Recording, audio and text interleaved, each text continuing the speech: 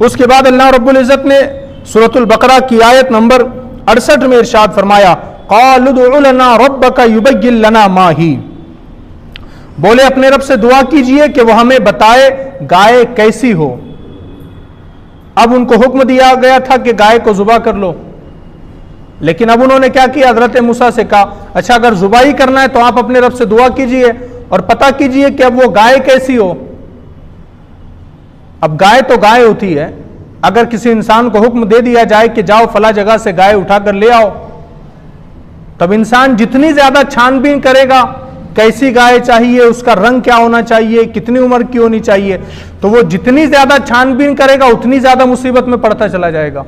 ऐसे होता है ना हमारे साथ, जब हम कपड़े लेने के लिए जाते हैं तो सामने कई सैकड़ों कपड़े होते हैं तो इंसान और ज्यादा कंफ्यूज हो जाता है, लेकिन अगर सामने सिर्फ 2 ड्रेस हो तो इंसान को 1 मिनट भी नहीं लगेगा दोनों में से एक को चूज करने में।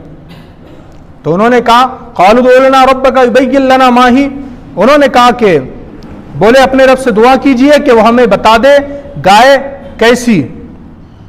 कहा क़ाल इन्नहु यक़ूलु इन्नहा बक़रतुन ला फ़ारिदुन वला बिक्र, कहा वो फरमाता है कि वो एक गाय है, ना बूढ़ी और ना औसर, बल्कि उन दोनों के बीच में।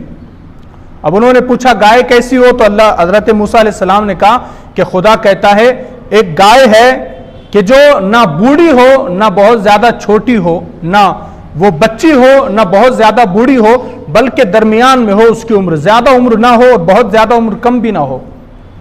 फिर आगे का अवानुम बैन ज़ालिक, बल्कि उन दोनों के बीच में हो। फफ़अलू मा तुअमरून, तो करो जिसका तुम्हें हुक्म होता है।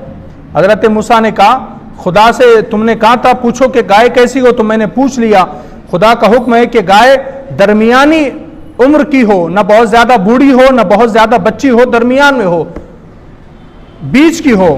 तो फिर उसके बाद हजरत मूसा ने कहा फफ़अलू मा तुअमरून, करो जिसका तुम्हें हुक्म हुआ। अब इतना पूछ लेना काफी था, लेकिन उन्होंने फिर और ज्यादा पूछा।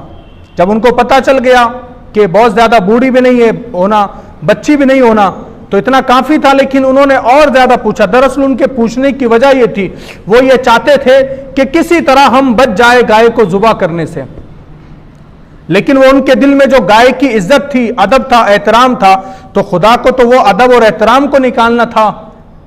इसलिए कि कई लोग गाय की पूजा कर चुके थे, इसलिए उसका अदब उनके दिल में था, एहतराम था, जुबा करने से डरते थे, तो वो भी हीले बहाने कर रहे थे ताकि किसी तरह हम गाय को जुबा करने से बच जाए।